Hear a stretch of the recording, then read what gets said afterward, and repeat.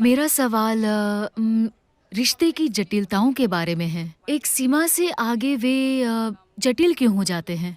चाहे वह सहेलियों के बीच हो, लड़कों के बीच हो, खासकर एक लड़की और लड़के और पति-पत्नी के बीच का रिश्ता हो। नमस्कारम, मौनी। तो आपको रिश्तों की खटास का अनुभव होने लगा है।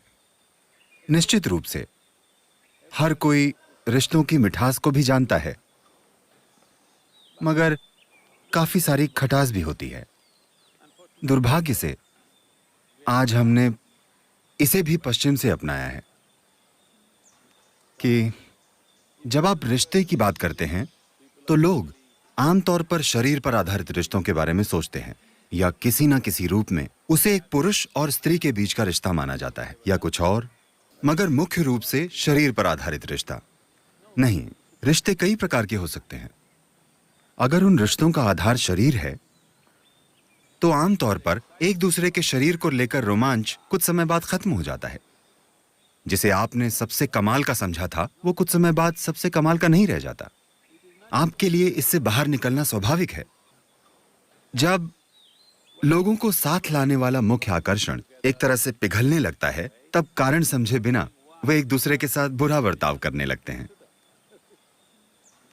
क्योंकि मूल रूप से ऐसे रिश्ते का मकसद दूसरे व्यक्ति से मिठास खींचना, दूसरे व्यक्ति से खुशी निचोड़ना होता है।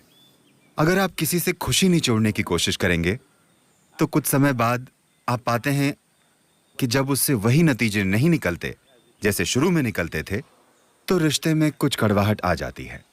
ये जरूरी है। जब आप युवा होते हैं तो कुछ चीजें हो सकती हैं। जैसे जैसे आपकी उम्र बढ़ती है, उम्र बढ़ने से मेरा मतलब है कल से आपकी उम्र थोड़ी सी बढ़ी है। मौनी, मैं ये नहीं कह रहा हूँ कि आप बूढ़ी हैं, मैं बस ये कह रहा हूँ कि कल से आज तक आपकी उम्र थोड़ी और बढ़ गई है। तो आज आपको उन रिश्तों के संदर्भ में सोचना चाहिए जो आपके जीवन में है। जरूरी नहीं कि वे जैविक रिश्ते हों। किसी भी प्रकार का रिश्ता जो आपके जीवन में है, कि क्या वो रिश्ता खुशी की आपकी अभिव्यक्ति पर आधारित है, खुशी निचोड़ने पर नहीं। इसके लिए सबसे पहले आपको अपने खुद के स्वभाव से आनंदित बनना होगा। अगर आप इस पर फोकस करें कि आप खुशी का उल्लास से भरा एक प्रवाह हो और आपका रिश्ता सिर्फ उसे साझा करने के लिए है, तो आमतौर पर लोग रिश्तों में जिस सर्कस से गुजरते हैं, आपको उसकी चिंता करने की जरूरत नहीं होगी। रिश्तों को संभालने का मतलब है रोजमर्रा के जीवन में कोई रिश्ता जीवन के सिर्फ एक क्षेत्र में नहीं रहता। एक बार साथ आने के बाद लोग कई चीजें साझा करते हैं। स्वाभाविक रूप से छोटी छोटी बातों पर एक दूसरे से मतभेद होने शुरू हो जाते हैं। इसके कारण आपके बीच बात बढ़ सकती है, या आप उसे झगड़ा भी कह सकते हैं। Interactions or you can even call them altercations. ये होना ही है। ये सब आप रोज मैनेज नहीं कर सकते। लोगों को लगता है कि वे मैनेज कर लेंगे, मगर कुछ समय बाद आप देखेंगे कि आप मैनेज नहीं कर पाएंगे। तो सबसे बेहतर है कि खुद को इस तरह मैनेज करना कि आप स्वाभाविक रूप से एक उल्लास से भरे और खुशदिल इंसान हो। अगर ऐसा होगा तो रिश्ते बनेंगे, और रिश्ते जरूरत पर आधारित नहीं होंगे।